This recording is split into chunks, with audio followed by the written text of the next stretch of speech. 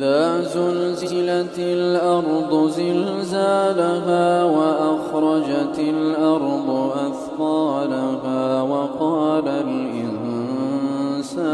ما لها يومئذ تحدث أخبارها بأن ربك أوحى لها يومئذ